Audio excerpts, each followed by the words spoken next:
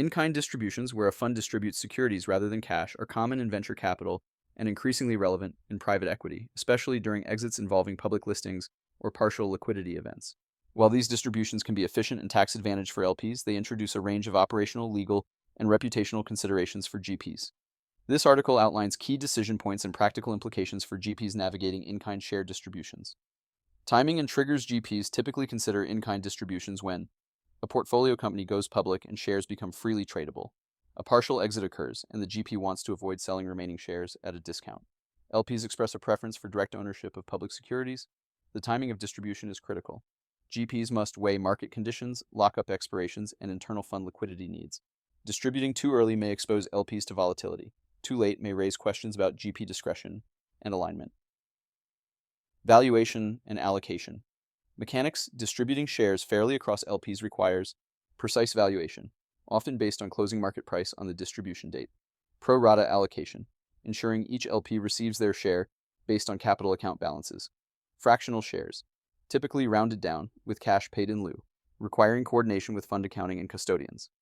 GPs should document the methodology clearly and ensure consistency across distributions to avoid disputes. Tax and compliance implications.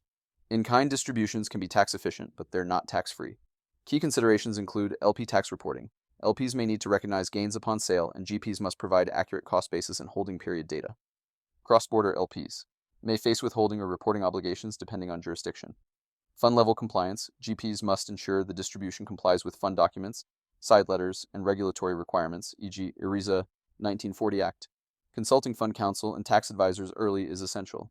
Operational execution. Distributing shares requires coordination across fund, administrator for capital account adjustments and reporting, custodian or broker to transfer shares to LP accounts, investor relations to communicate clearly with LPs about timing, mechanics, and implications.